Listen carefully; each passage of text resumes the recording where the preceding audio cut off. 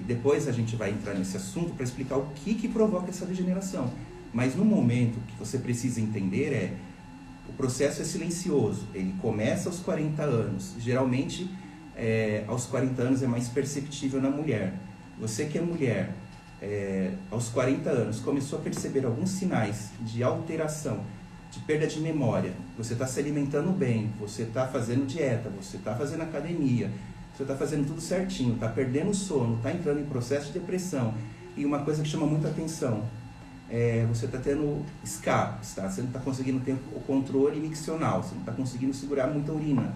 Não é normal. Procure um médico, comece a fazer o acompanhamento, porque um dos sinais de doenças cognitivas é esse escape que começa. Tá? Não é que seja, mas é um dos sinais. Então, e complementando aqui, gente, você às vezes pensa assim, tá com um problema de Alzheimer, tá com um problema cognitivo, mas não fez a investigação, como ele falou, a porta de entrada via, né, a UBS, pra quê? Baixa de vitamina B. Às vezes a pessoa tá com esquecimento enorme, falta de concentração, falta de atenção, e é apenas falta de vitamina, falta de vitamina B. Então precisa fazer exames laboratoriais para acompanhar vitamina B, vitamina D, se expor ao sol, né, que é fundamental. A gente, né, não faz, mas a gente precisa disso. E outra coisa, problemas de tireoide. Às vezes problemas de tireoide também vão levar a quadros depressivos e pode confundir um diagnóstico aí de uma demência de Alzheimer. Nossa, quanta coisa. Quanta coisa. E o quanto antes, eu falo, é uma dica que eu dou aqui para os meus ouvintes, de não negligenciar aí os sinais, qualquer sintoma que você tiver, não, quem diagnostica é o médico, mas não mascarar esses sintomas. Qualquer sintoma que tiver que está fora do comum do seu cotidiano, tem que investigar, faça exames, investigue, né? É muito importante, porque é melhor a gente prevenir, né, do que chegar até lá e aí ser diagnosticado, né? Com certeza. E acho que eu vou perguntar pro... porque acho que o problema pro Adinaldo. A solidão é um problema comum entre os idosos. E quais são os fatores que contribuem para essa solidão? Acho que a Janete já tinha explicado. Sim. Mas tem outro... Como que a sociedade pode ajudar aí a evitar a solidão? Algo que possa promover a sociedade para evitar essa solidão entre os idosos? Eu acho que tem uma dica grande, né? Porque acontece o seguinte, a pessoa trabalha, vai se aposentar. Uhum. E ele não pensa o que você vai fazer quando você se aposenta. Quando você tiver aquele tempo livre, que é tudo que você quer na vida, o que você vai fazer? Então a gente não pensa, quando a gente tiver esse tempo livre, o que a gente vai fazer? E aí você chega, tudo que você quer, aquele momento para você ter aquele tempo livre com teus filhos grandes, eu quero que eles cresçam, que eles casem, e eu quero ter tempo livre. E aí o tempo livre chegou, e você faz o quê? Você não programou. E aí você tem aquela ociosidade e começa a entrar num processo de solidão. Que você não tem teus filhos ali, você não tem o teu trabalho mais ali.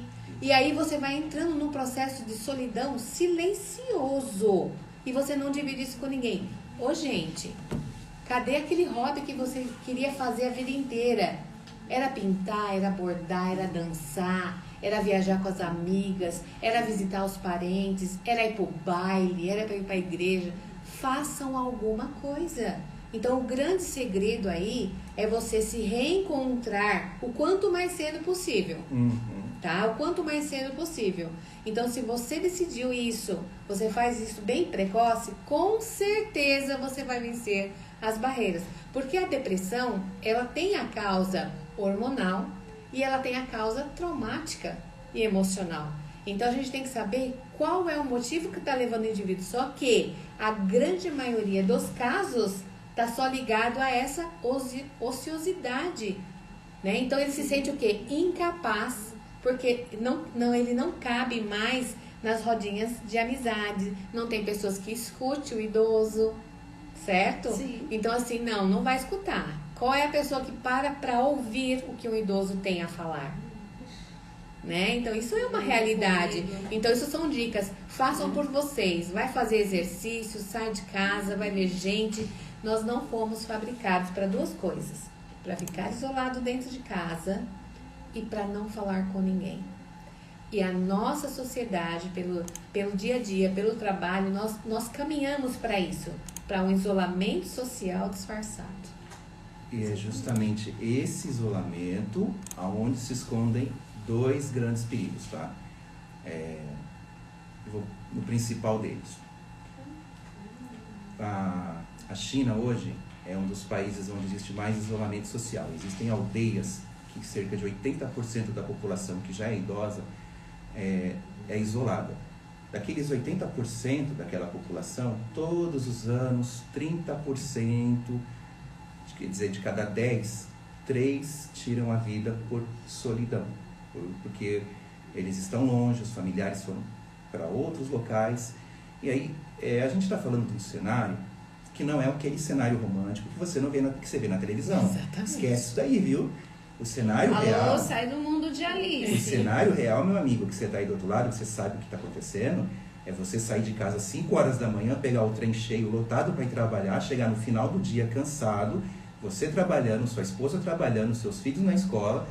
Geralmente sobra mais para a mulher. Essa mulher vai chegar em casa cansada, sobrecarregada. E se já tem alguém para cuidar, meu filho, é sobre vocês quem vai recair isso. Mas geralmente recai sobre quem?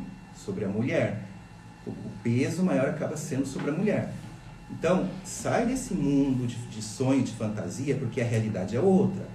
Nessa realidade que a maioria de nós vivemos, que é a maioria de nós não pode pagar um cuidador particular, tá? Um cuidador particular hoje, para Alzheimer, deveria estar recebendo entre 6 e 7 mil reais por mês. É o valor que um cuidador deveria receber. Por quê? Não é um olhar sobre um problema simples. O Alzheimer, eu costumo chamar ele de paliativo, porque ele vai evoluir. Independente do que você faça, independente do cuidado, ele vai evoluir. Para os casos mais complexos, tá? Geralmente o final de uma demência, ou é uma pneumonia, ou uma infecção, ele vai chegar lá. Mas assim, a forma como ele é cuidado é que vai fazer a diferença. Tem casos que vão durar 3 meses, 6 meses, tem casos que vão durar 14 anos. A diferença está nesse cuidado. E para ter esse cuidado, tem que ter alguém muito especializado, né? Eu trabalho como cuidador também, né?